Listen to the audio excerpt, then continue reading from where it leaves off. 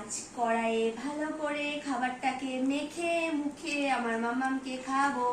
এই কড়াইয়ে রান্না করেছি আর এই কড়াইয়ে আমার বর খাবার দিয়েছে আর এই কড়াইয়ে আমার মেয়েকে খাওয়াতে হচ্ছে।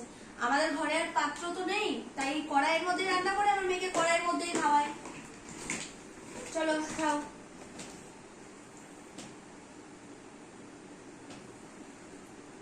আর মেয়ের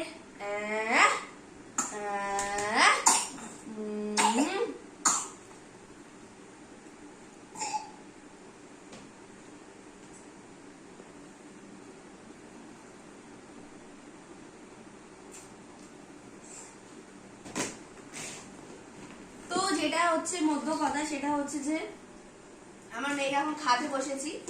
তো খাতে বসে কোইন্সিডেন্টলি যেটা আমি একটা শিখেছি সেটা হচ্ছে আমার হাজবেন্ডই শিখিয়ে দিয়েছে। সেটা হচ্ছে মোবাইল ছাড়া বেস্ট উপায় বাচ্চাদেরকে কি করে খাওয়ানো যায়। তো এখন সেটাই ট্রাই করি। আর আমার মেয়ে আর 1 মাস পর 1 বছরে পা দেবে, ঠিক আছে? তো এখন থেকে কত দুষ্টুমি শিখেছে, মানে ধারণার বাইরে। তোমাদের সাথে তো সেইগুলো ছোট ছোট করে শেয়ার করি থেকে থেকে মাঝে মধ্যে। তো এখন যেটা মধ্য কথা সেটা হচ্ছে আমার বড় রাতের ডিনার। এখন ওই 8:30টাও বাজে না, আমার মেয়েকে আমরা 8টা থেকে 8:30টার মধ্যে খাওয়া কমপ্লিট করে দিই।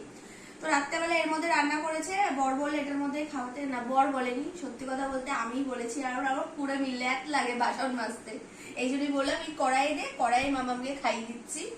তো নাও মা নাও। হ্যাঁ, আর আমার মামাম বাবা দেখ। তো মামামকে খাওয়াতে খাওয়াতে মাঝে মধ্যে আমি একটু খেয়ে নিই। এটা মামাম তোমার খাবার।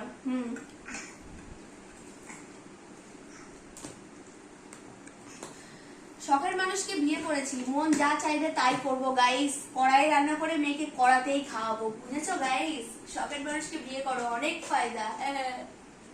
আসো বাকি, বাই গাইস, কালকে আবার দেখা হচ্ছে তোমাদের সাথে।